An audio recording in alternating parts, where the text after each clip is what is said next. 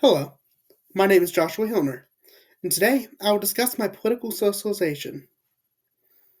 I was born at Erlanger Hospital in Chattanooga, and I was raised in Ringgold, Georgia.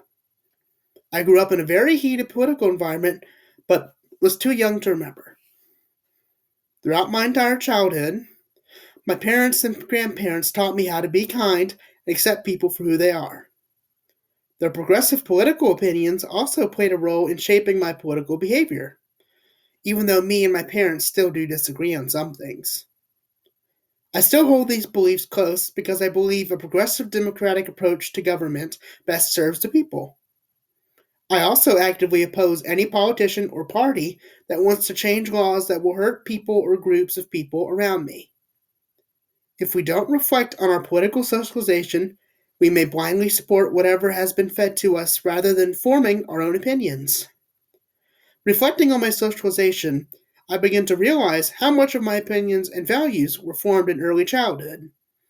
And now, let's speak to one of the main people to socialize me over the years, my dad. My father's Matthew Pickett. He's 37 years old and he's a business consultant at Blue Cross Blue Shield. First question I asked him was, where did your political beliefs come from? My dad answered that his political beliefs come from a variety of different sources. He was exposed to more conservative beliefs when he was younger, but as he got older, with exposure to friends and different media and reading, it shifted and morphed into a new view. He also learned that things are not always black and white. There are always shades of gray on topics. Then I asked him why he believes what he believes, and he answered that, for example, he believes that we need better gun control reform. But even with that, he's not opposed to people owning guns. He doesn't think that gun ownership is bad, and that we tend to oversimplify things as one thing or another. And that oversimplification is a problem. But ultimately, he believes that when you really discuss topics with people, you understand that people don't just fall into buckets and aren't always clearly defined.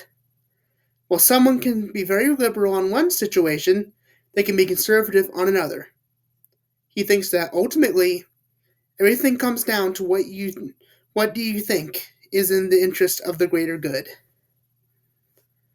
Then I asked him, why is it important to reflect on these matters? He answered that he thinks it's important because it allows us to understand topics better and understand others. He thinks a lot of our beliefs are contradictions. For example, he thinks that we need more regulation on business, but good regulation. It shouldn't hurt the market. He also thinks there are flaws in capitalism. He thinks we've gotten to a point where compromise is a frowned upon thing. He thinks that everything having to be one thing or another hinders progress and divides. This brief reflection on political socialization has highlighted how much of my beliefs are influenced by peers and family. I learned just how much a person is influenced by what they were taught when they were young, but also learned that when people grow up, they can break free of that influence and form their own opinions. I'm very thankful for this experience, because I feel like I didn't just learn in an educational sense, but I also learned a little bit about myself.